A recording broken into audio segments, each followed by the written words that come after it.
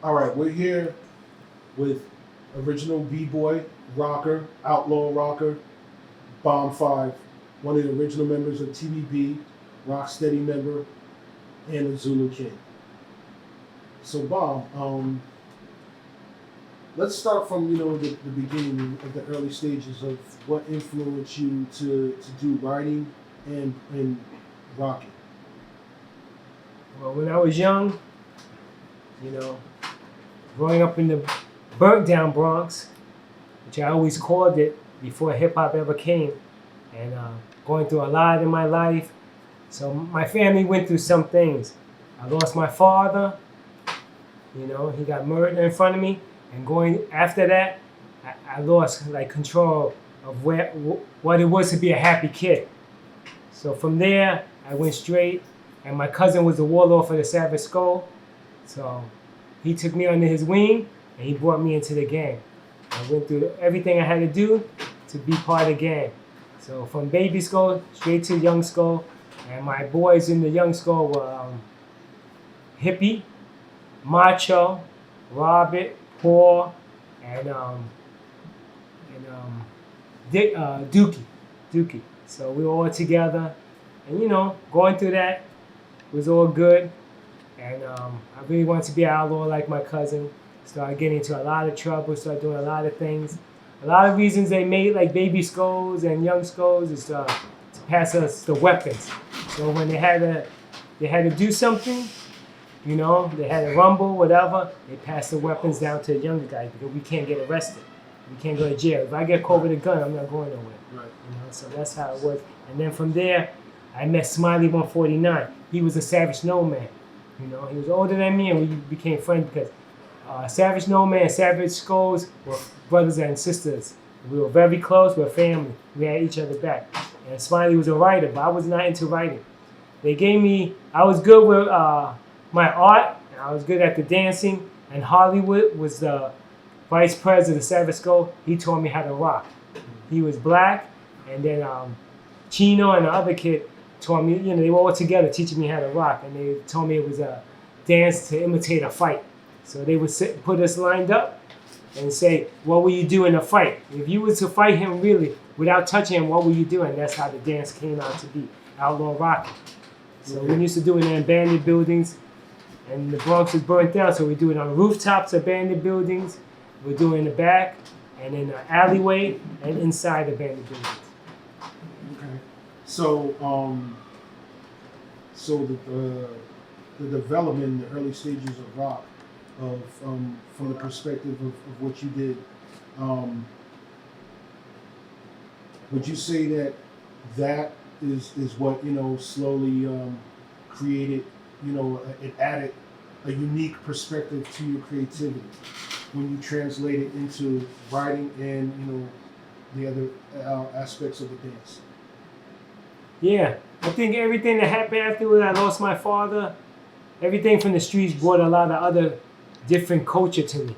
They became my street family, and I stayed out in the street a lot, So a lot of times people tell me about TV shows and stuff. No, I was in the street. Yeah. I was in the street. My mom couldn't control me after that. I didn't smile no more. I was not a happy kid no more. Yeah. I felt like I had to go, I was just angry because I lost my father. Absolutely. And a lot of times people would like talk about me like, oh, my father got me a bike. I'd be like ready to fight them. Like, oh, I don't hear shit about that. They like couldn't understand. I got no father. No father's buying me a bike. Oh, I'm going camping with my father. I was like, but then I got into a lot of trouble because the gang got me tough. Learning from my older cousin, he's 5 years older than me, and like he really taught me how to get physical strong and physically strong here, So he taught me a lot of ways how to fight, how to be my own man already at a young age. Because I joined the gang when I was 9 years old. I stayed in the gang for 4.5 years, almost 5. So after you were no longer in the gang, what was the next transition? Yeah. The thing, I was getting in trouble too much, and I had to, start carrying weapons and doing the other, shit that my cousin, everybody said, you got too many skills. When I was in the gang, I was already doing tattoos for members, Okay. And they told me I had good penmanship, so they told me to walk around, put up the game. So I was into that. I would do that too, you know, besides other shit. But my cousin, everybody felt like, yo, you got too much skill. You're a good dancer. You're good with your art. You're good. I think it's time to get out. You're gonna wind up in jail for a long time. No. I want to be like you. I want to stay here. But no, they kicked me out. I was about to say. Yeah, so it's because fair, when you get kicked out from a gang, you gotta go back through the Apache line. But since my cousin and Blackie and everybody, they were tight with my cousin, they were like, just get him out. So Blackie said this? Yeah. Wow. They were like, yo, get him. Yeah, with my cousin, they were like, no, he got to go. This guy getting too much trouble. I was going to spar for before you even. So they saw the talent in you, and they saw that you. Yeah, they helped. Yeah, my cousin helped me. And you need to go in the realm of the arts. Somehow else, just the other way, become a regular kid. But I could never become a regular kid no more. So when I got out, right, I was a little angry at my cousin, so I was trying to stop talking to him. So I had another cousin, Chino Malo. He was never into game. He was a graffiti writer, and Chino Malo, and he started pushing me like, yo, I started seeing him more in the family events. And he was like showing me like a black book. Like, oh shit, what's that? He's like, oh, I'm doing the graffiti. And he's older than me too, like my cousin. And he got me into the graffiti. Oh wow. Yeah, so he got me into the graffiti, and that's when I got into the graffiti. And then I bumped into Smiley again from Savage No More, and that's when I understood what he was doing when I was in the gang. But I couldn't understand it at the time. It made more sense. Yeah, because I was gang writing. Yeah. But Smiley was like, yo, you gotta. He had style. I was like, I don't want to do that shit. Oh, graffiti, what's that shit? But then I saw a new world with my cousin, and I got into the graffiti. As I was doing the graffiti, I had a friend in my school invite me to a block party. It's 169 in Claremont. And he said, yo, come to the block party. They have a block party bomb, yo. So I rode my bike to Webster Project to his house. Then from there, we went to the block party. It was at 169 in Claremont. That was your first block party? No, the first block party outside my area. Oh, okay. I grew up in 174th Street in West Farms. All right. So I went to his block party and hang out with my boys with them. And that's when I saw the nigger twins. And then I saw a guy go on the floor, El Dorado Mike.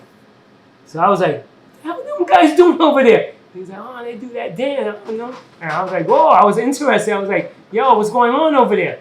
And then when I met El Dorado Mike through his older brother, Mikey, and I was like, oh, I want to learn that. Get out of here. I was still a young little kid to them guys. Yeah. And I was like, no, I want to, no. But I just was amazed just watching what was going on there. So that day is the first time I met the nigger twins, El Dorado Mike, Bobo, and James Bond. Oh, wow. Just to see all their style, you know? So I was amazed. But the only one that was going down was El Dorado Mike and James Bond. That's good to know because, a lot of people were saying he did and they're saying they didn't. It's good. I'm glad that you're here, to confirm that through personal experience, not, he said whatever. Yeah.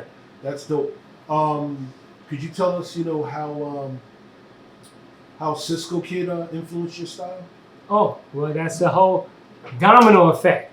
Now finally, I keep going to the 9, and they think I'm crazy because 9 was dangerous. Yes, it was.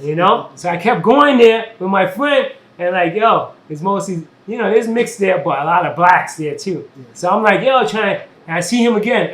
Yo, Mike, who you? I said, oh, I'm that, I'm this guy's brother. Friend. I want to learn. I saw you do that thing on the floor. Like, what was that spinning thing that? And he's like, B-boy, we're going off. And then he was with other guy, and he said, boing oink. Boing oink? I was a boing oink. I don't know what's that. And what year was this? Yeah, that's 75. 75. Yeah. Okay. Yeah. So 75, b-boying, breaking boyoing, all of that was going on in 75. Yeah. And they were going down on the floor in 75. Yeah. Wow. And that was only black people. Wow. Can I cut in? So was that like summertime? Yeah, that was the summertime. Okay. It was in the block party in the summer. Now, because this kind of leads up to now me asking you about TBB. Like when did you get down, or when did you come across them? Could be a yeah, that's gonna be hard. Let me just talk about First, the domino effect. El Dorado Mike, Mhm. best friend that hanged out with my cousin was phase 2. So he said, after El Dorado Mike said, "Bomb, I'm gonna teach you." Okay, cool. I wasn't Bomb yet, you know. I was still Spider from the gang. Then I got my B-boy name when I started practicing. It was Kid Rock. But El Dorado Mike said, he taught me like for like a month, and then he said, "Yo, well, I'm gonna take you to my boy. He's really good too." And I said, "Yo, all right, cool. But we gotta go over here. Can you meet me there?" He told me this train stop, so I went there. That was Forest Projects, and that was phase 2. So he introduced me to this guy, phase 2. But I heard the name before, so I told him, "Phase 2?" He said, "Yeah, my name's phase 2." "Phase 2? I know that." "Oh, you know my cousin?" "My cousin, right?" He said, "Who's your cousin?" "Chino Ma." "Ah, that's my boy." So we go to payphone, call my cousin, get on the phone. He's talking to, yo, and then he got off the phone. "I got you. I got you. That's my boy, Chino." So on the strength of Chino. yeah, he was like, "Yo, now it's more like I'm gonna do this," and taught me moves. And then who else is part of their good friends? Phase 2's one of the best friends is Cisco Kids. Cisco Kid, yeah. So the domino effect, boom, boom, boom, boom.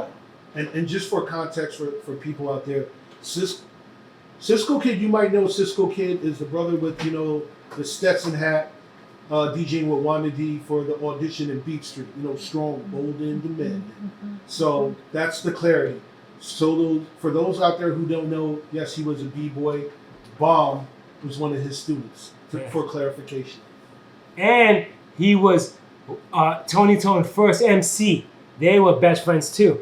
Wow. Yep. Tony Tone from the Cold Crush. They were the first. He was the first MC with them. Him and Cowboy. Him and no. Where was he from? Cisco. Like where was he from? Was he from like Lambert? No. He was more near the other side of Webster, going towards he had 2 locations. Okay. So he moved around a lot. And that was a little, you know, personal stuff with his family too, man. He was going through, man. But with Cisco Kid, and when I talk about these moves, El Dorado Mike, Cisco had the fly shuffles, footwork shuffles. Okay. With phase 2, with the dope corkscrew spin drop, and around the world. So is it fair to say that, you know, FaZe was the first to do the coin in the culture? Because a lot of people cite him as, you know, the first guy. So yeah. All right. You said something interesting also. You said about all of the moves and the shuffles and all that stuff. You know, what year was all of that stuff going on? Like in 75. So this is still the same year, because people think it's a long time. No. 2-3 months is a long time already. Yeah. When something new is happening, for like, especially for me. And we're kids. So and things is every day. So every day I'm learning, running around. I want to meet these guys anytime. Okay. Yeah. So when do you know the first person who was doing like the around the worlds and those things? No, only FaZe, and then his boys. Wow. So a lot of stuff, you know, the early stages come from FaZe and those guys. Yeah, because that came down to seeing him and other Zulus. They took it to make it the Zulu spin. Yeah. And it was slightly different, right? A little different, but no, it's still going around. It's still going around. Wow, that's interesting. Yeah. That move is like, you know, it's like a top, he says. You know, when you have the string around the top back in the days and you let it go, it's like just going. And that's what I thought. That's why they call it, you know, the one move spinning tops. Spinning tops. Oh yeah. Wow, and all of that in 75, like pretty much the summer of 75. Yeah. You know, like looking back and putting it in the context back then, because you know when you're younger, you look at time differently. That's actually a lot. No, that's a lot. You know, that's a lot that contributes to, you know, a lot of this stuff. This is before 6-step. Because you gotta remember, everything was not spontaneous. Yeah, well they used to call me spontaneous b-boy, but everything was like, everybody had different style. Nobody had the exact same footwork unless you were biting, or copy, and then you had, or someone taught you. But everything was just that formation. And you know, if I'm not mistaken, there were consequences to, you know, like if you were stealing people's moves or doing other people's moves, like in a battle, it you know, could turn out into a fight Yeah. other than, you know, an exchange through the dance. And not only that, you got to think about also like, all right, you got FaZe. He's doing flyers for everybody too, right? He's the first guys to do flyers was FaZe and Riff 170 for Cool Herc and other people. Yeah. You know, Disco came out. And then later on, like Other people. Esco, what's his name? Squire. Yeah, Buddy. He came. Buddy. Buddy came on. No, but later. Buddy was a writer too back in the days. He's a writer. People don't know that. Oh wow. Yeah. He's a writer. Squire. ESQ. Wow. Yeah. So these are the guys that influence your breaking and everything, you know, Yeah. based off a lot of stuff. So the original early context of the dance, you were there to see all of that, you know, and where it went. Especially the floor moves. That's why I was trying to explain to people. Like, these guys are the shit. And a lot of people don't know that. But when I see the homeboys, the OGs, black OGs, and I say these names, yo, that's the they deal. know because Yeah, they come from that. yeah, they like, yo, you knew El Dorado Mike? And then some people like, oh, I know BOM because of El Dorado Mike. Yeah. It's either that or this. Yeah. Oh, So- BOM5, I know him. That nigga just hanging out with El Dorado Mike. Oh, but you was a shorty. It don't matter. Okay. And niggas took me in there. They saw something in me. They told me a lot. El Dorado Mike, I tell you, that guy was my brother from the streets. I got a big family at home, but in the streets, that was my big brother, boy. When he saw my potentials, when I would go to the jams with him, he's the one that first brought me to Cedar Park. He's the one that called my house and told me, BOM, because they were he was a Cool Herc beat boy. He was a Cool Herc beat boy. Phase 2, not really a Cool Herc beat boy. He was a 63 Park beat boy from Forest Projects. That's good to know. Yeah. Yeah, that's real good. Yeah. To know. And then Cisco Kid was a b-boy all around. Just some of them was not down with no Cool Herc b-boy thing. Yeah. They were their own b-boys, Yeah, they doing their just own did thing. their own Yeah. Okay, so let's just talk about a little bit of the influence of Cedar Park. Were you there often? Yeah. Okay, so so at Cedar Park, did you ever see Spider, who's known as JoJo now, and then there's Spider-Man, who is his boy. Forget his. No, you're talking about JoJo Rock from Rocksteady. Yeah, JoJo. Yeah, that's my JoJo man. and Jose Figueroa. Yeah. His partner. Back then, you know, they called, you know, JoJo Spider-Man. No, they call him Spider-Man. They called him Spider-Man, and then what did they call? They called Spiderweb. Spiderweb. Yep. And then his brother would come around too with him. Yeah. Easy Mike. Easy Mike. Yep. Right, and CN. Yeah. So you saw those guys? Yeah, back then? yeah, but not all the time. Yeah. Once in a while. But and then me and JoJo got more closer more later on, going to '76. Yeah. You know. So from your account, would you say that, you know, those guys were good because, you know? Yeah, but I didn't see them really in the park like that. Yeah. Okay. Yeah, I didn't see them, but we got closer after '76. Me and JoJo, Okay. we got tight because I was going to the west a lot. You know, I'm from the East Bronx. I was in Disco Keyman, so that's why that timetable is hard. Because when you're like, you say 75, right? You say 75, right? And one day in my life, I'm there. I got a bike. When I have my bike, I move my bike. That was my car. Just like how you are now. Yeah, that's exactly. You're everywhere. Now it's global. Yeah. Yeah. I'm moving around. When someone told me, "Mom, there's a basement party. Yo, there's a house party," I said, "Can I come?" Mike be like, "There's people over 18." I'm like, "All right, I don't go." No, you're gonna come. You're gonna battle this guy. I'm like, "Huh?" He would tell me that. I'm like, oh. But the thing I love about El Dorado Mike, I was a very poor kid. So my clothing was the same shit. I didn't have too much clothing. So I had like, you know, tell you the truth, I had like 2 Lees, a brand new one. I had like, go to school one, and some other pants. And the Lees I had, my mother bought me, right?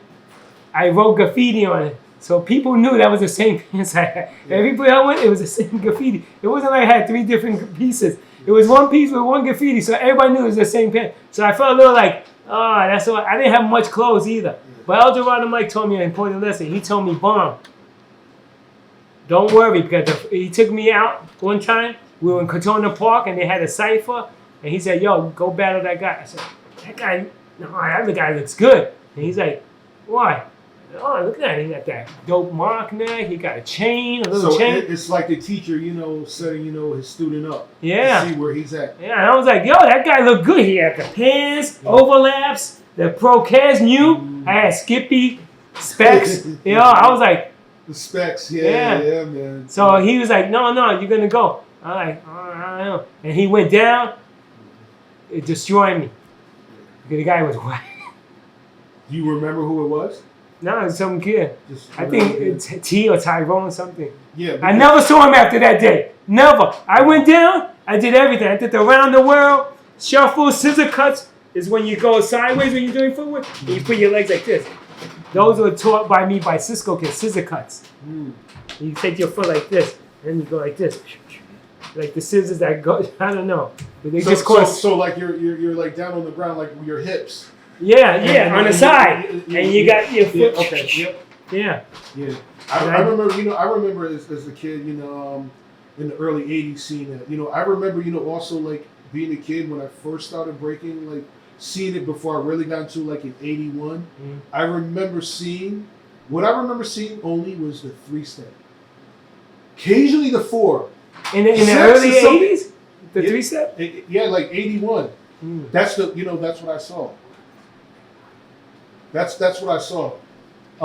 I didn't, really see anything else after that. But let's move forward. So your TBB history, how did you get down? And you know what? Let's back up a little bit. Something real quick. There's a question I have to ask. So everything of you, going, all over the place and being all that stuff, would you say that's part outlaw influence and part rider influence? Because riders, the whole perspective of riders is like riders are all over the place. Yeah. You see their work, but you may not see them unless you know who they are. Would you say that's what influenced you? Added that on to your breaking? That influence? Yeah, I think even when I was before my pop died, I was a kid. I like to move around. Okay. I like to So that's just let's go over here. Let's go. I want to go over there. Yeah. If we went to the park, I didn't want to stay here in the park. What's over there? I want to go over there. Oh, there's nothing. I want to go over there. I want to move around. I want to see. Because my father told me the most important lesson in my life. That's why I got all you guys around me. You know what he said to me? What's that? He said, when we go to the park, you got to meet one friend. If you don't meet one friend, you don't come back to the park. I said, huh? He said, yeah. We go to the park, you meet a friend. Tell me what friend you met. And if I didn't meet a friend, I couldn't come back to the park. He taught me how to make connection. Wow. So when I go to the park, I have to get a friend because I want to come back to the park tomorrow. Yeah. So I would get a friend. I had so many friends before I knew the whole park. And it's good to go to other people's neighborhoods, and people know you. Right. So that kind of helped me. So when I was in the gang, we move around, but I got to know everybody because I like to talk and try to meet people, Yeah. I was angry, but the gang taught me to be a little open with them. So I was learning a lot from them. And also, when we go to meetings, we'll go to St. Mary's Park. We'll go to the other part of it's called Tremont Park. Yeah. East Tremont Park. And we go see the Reapers. We go see these. So it felt good moving. But see, then you got to move different way. You got to move with your gang. You can't move by yourself. So if it's like young skulls, we ride together. So we stay together. You got to be group because you can't go. You don't know when you're going to go in negative. And that's what you've always passed down to us and the whole lot. Yeah. And, as a kid, that's the way I came up. When we used to go to clubs and all that stuff, it's like, we came together, we leave together, right. whole or broken, all of us. Right. That's right. Anything jumps off. If your crew is not involved, y'all just stay out of the way. But if your crew is involved, you don't ask questions. You just back your crew up. That's just what it was. So, we didn't take off the colors, and then we were respected. So they knew they mess with the baby or the young skulls, they're gonna get it from the older guys, and they already had the juice. So they think twice about telling us, yo, you gotta take off your colors. Nah, we ain't taking off our colors. We're walking through Pleasant Avenue or something in the Bronx or somewhere. No, we ain't taking it. And then, and we'll go. My boy Macho was by himself one day, and one guy cut him on his hand. because they wanted to slash his face, and he didn't want to take off his color, so he put it in and got sliced. But when he came back to the club, we all went. Everybody went. It was 60 deep. Couldn't find nobody. But then the hunt was on. If we see the guy, we get him. And then we got him. You know? And they got the guy, his name was Charlie, from the Latin Diplomats. Okay. Yeah. You know, you ever heard of it? They got the Latin Diplomats. That was another crew. Briefly Yeah. heard of They have it. small crews, you know, so in blocks. But they were weak, small ones. You know? You just run them over, like the Black Spade. But you know, with the whole history of that, Black Spade was the biggest gang in New York, right? Mm-hmm. But the most notorious gang in New York history is the Savage Skull. Yeah, that's what's been said historically. So we kind of respect each other, Black Spades and all that, you know. So let's move into your some of your TVB history and talk about that. What year did you start, and what chapter were you involved in? Were you repping, you know, like TVB a lot at jams? Yeah. And TBB was a graffiti crew through my boys. And it was a Cash and Shark, and then you know Batch joined too. But before that, I only knew Cash. I already knew Cash. Yeah. That was my boy because his older brother, Best 149, used to write with my cousin Chino Malo. Okay. So we were in the same crew, my cousin's crew. And it was called MTA, Mad Transit Artists. Yep. But before they got on the trains, they were called Master Tagging Association. So they changed their crew name when we started hitting the train because we were bus riders. Yeah. So TBB followed the same step, and we became graffiti crew, but we hit the buses a lot before we started getting to the trains. You know, so it worked like that. And what year would you say this is? I'd say 75. 75. Yeah. Okay. So what aspects of so you were down in the crew in 75? Yeah. As a Okay. writer. As a writer. And then you know when things translated, you got you followed suit, and you know. No, I was already b-boy. Yeah. So when Batch and all that started doing the b-boy, he saw my style. He was like, "Yo, where you get this?" And I told him where I came from. So I kind of helped bring the style to TBB. A lot of them wasn't writing. I mean, b-boy. So Batch is who put you down in the crew? No, Cash. Cash. Because Okay, the crew, Cash. no matter what, graffiti to people. When You were already incorporated, yeah, and all of that stuff. yeah. So when that happened, were you at a lot of the battles between like some of like the other rival crews, or just going out Yeah, with TDK, CC, we had battles, and Zulu King. But when they had the battle with Zulu King, I stayed neutral because I was Zulu King. Yeah. So I stayed neutral and respect. Now when it was Zulu Kings, was that the Baby Zulus? Yeah, later on. Yeah. It was more the Baby Yeah, Zulus. yeah. Not Charlie Rockin' though. Yeah. More like That was Keith more and all that. spontaneous, like people coming in from different part of the Bronx just to go to jam and do a cypher. No real crews. You had the Cool Herc B-Boys and the 63, so it was like crews like that, named from parks or neighborhoods. So at that time, did you see any of those guys, from early on, like the guys from the era of Cisco Kid and El Dorado Mike? Yeah, did you see DXT came later on. Yeah. DXT, I just had it in my head. I can't. I just had him. I was gonna say his name, but it got lost. Yeah, Okay. I just got lost. So Yeah, but DST. Oh, Melly Mel. Yeah. And Creole was B-boys. I used to see them too. Creole was a B-boy also. Yeah, doing a little something. Yeah. Okay. And then with that, and then Breakout. I battled Breakout back in the days. And all those guys were going to the ground. Yeah. Okay. Yeah. That's more now going past 75. Yeah. Yeah, they were all hitting the floor. Breakout. Baron. No Baron. There's another kid that was a Breakout. I can't mention his name. I can't remember his name. Yeah. But he's the other kid that he used to be with. Okay. There was a lot of B-boys. Yeah. After that big spur, and I'm not even talking about Cool Herc spur, because I'm thinking and knowing a lot of shit came from phase 2. and Sasa. When I saw Sasa in the Cool Herc Jam in Cedar Park, that's the other one. I got introduced to him through El Dorado Mike. But I went towards more staying with El Dorado Mike. Okay. So, from your perspective, do you remember, when B-boys were breaking, before they introduced the doubles, where, through the same record, the extended break?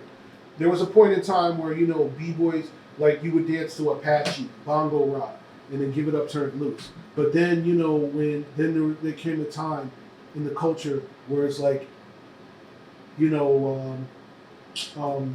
original Clark Kent introduced the Cool Herc, another copy of Apache, and then, it's like... The needle dropping you're talking about.